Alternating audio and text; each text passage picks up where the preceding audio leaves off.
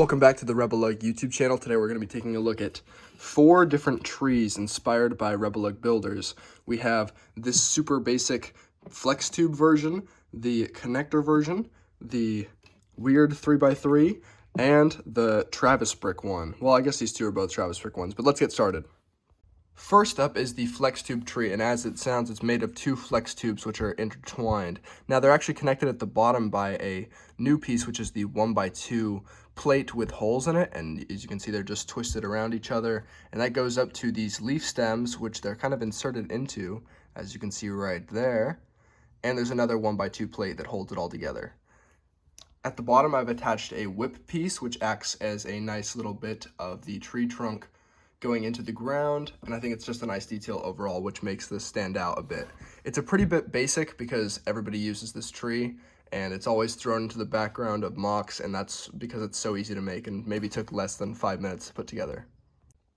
Our next tree is designed by Forlorn Empire, aka Eli, and it's made of a bunch of these Technic connector pieces, which I've put over here conveniently.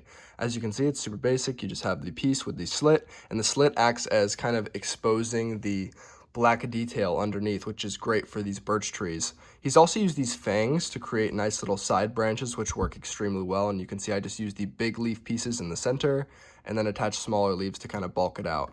It's repeated again at the top. It's pretty basic. Again, it's the second most easy tree on our list here.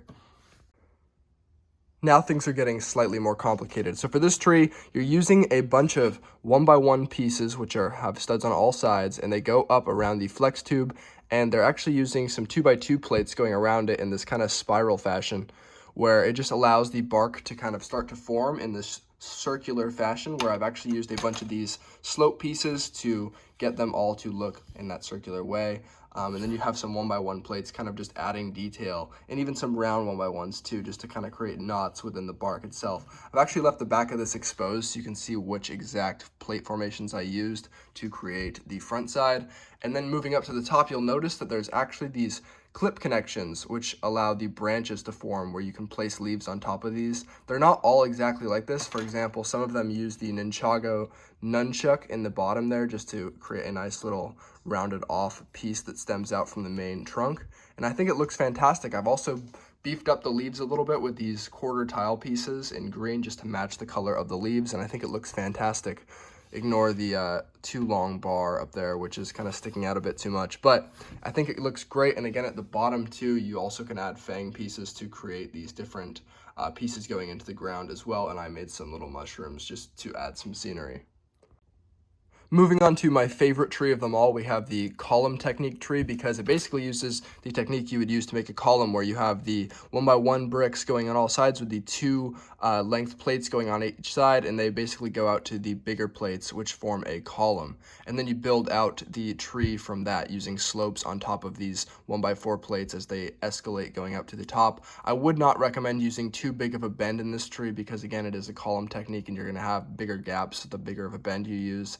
And then you're just going to use the same technique with the clip pieces at the top, creating the leaf foliage. And as you can see, I also threw in some whip pieces, just kind of stashed them in between the gaps, and they look fantastic. This is inspired by nighttime builder Daniel, and he did a fantastic job with his on a mock recently. And I also left the back of this one exposed just so you could see that in effect. So as you can see, the bend is actually not too significant until it gets to this point, and that's just because I was able to use a good amount of pieces that allowed me to do a bend in that way, but it's definitely easier to stay straighter with this one. Again, just massive plate formations on the back, and I also used these little 1x2 modified pieces to fill in gaps at the base. And that is really it for this tree. More foliage, the better. Obviously, you're going to want to brick link just a ton of leaves if you're building any of the trees in this video, because they all definitely need a massive cover to look good. That's the most important thing, leaf pieces. RebelLUG won't tell you that, but leaf pieces are vital to Lego trees. And that is going to do it for the video. So as you can see, a bunch of different tree models here. Flex tubes seem to be vital in 3 out of the 4 models, except for this flex tube connector one here, which is fantastic in its own right, and that's a Eli design, so definitely not anything to do with me. Just like any of these trees here, they're all from RebelLUG members and inspired by them from builds that I took on the Instagram page. I might not have credited them here or credited them correctly because people tend to steal designs from everybody, and that's just how it works. But yeah, great designs. So thank you guys so much for watching, and I'll catch you in the next one.